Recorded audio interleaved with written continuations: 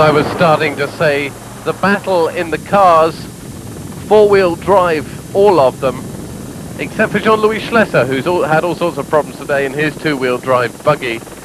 But the competition at the top, not really as exciting, although very dramatic to watch, as the motorbikes. 49 minutes separating rally leader Pierre Lartigue from Bruno Sabi, the man with more problems than you could imagine.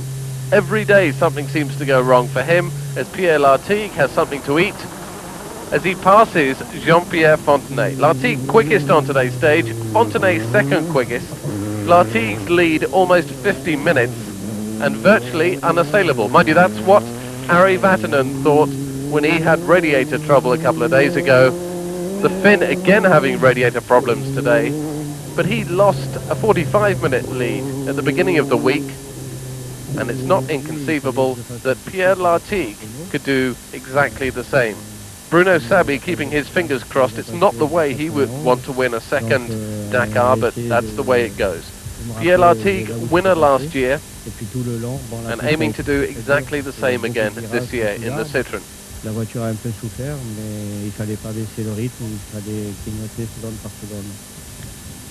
And it was a case of taking it stage by stage, second by second.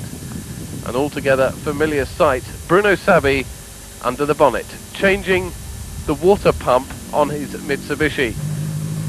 Vatanen unable to believe his luck as Salvador Servia stops to see yet another radiator problem.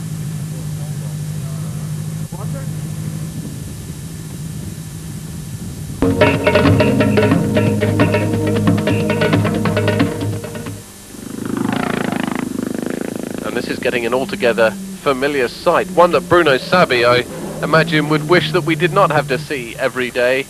His Mitsubishi in various states of undress, of disrepair, and needing to be fixed. This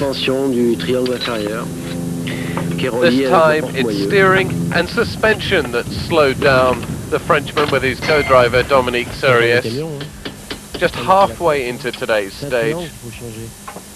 Donc là c'est un minimum de 2 heures à attendre ici quoi. Donc la course est finie. Sabi losing at least 2 hours and losing his second place. And in theory losing any chance of catching Pierre Lartigue, the rally leader. It must be so easy for Sabi just to wish he could jump on that helicopter, although it is actually the helicopter of the Citroën team. And no doubt they'll be sending messages to Pierre Lartigue telling him that Sabi's in trouble and allowing Lartigue just to calm down a bit, not push it too hard, although he has 3 cars behind him from his team supporting him. And Lartigue mysteriously seems to know that exactly that Sabi has problems, and that's before he's even been told on the ground by his management. Il n'est pas d'accord avec ce règlement. Il n'est pas d'accord avec le fait que Hubert Oriol, the rally organizer, says that every team is allowed a helicopter like that, although it's not really the spirit of the event, to then tell your driver exactly what's gone on. So for next year, maybe the rules will be changed. No sneaking allowed. But on a more sporting note, Salvador Servia, the Spaniard quickest on today's run down to Dakar. The Spaniard, again, like so many drivers, had really bad luck. But His job really today was to follow Pierre Lartigue, and it was a bit of a mistake that he lost Lartigue and was able to set the fastest time. But Lartigue kept on going, knocked down a few trees, ran over a few bumps. But the Citroën ZX is very well made, and in spite of a few broken bits and pieces, windscreen and body parts, still quickest overall in the rally. His lead now 3 hours 25.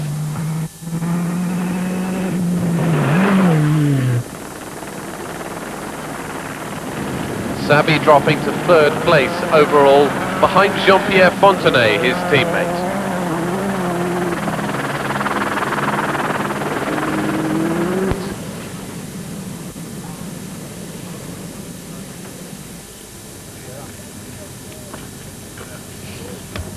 A little bit of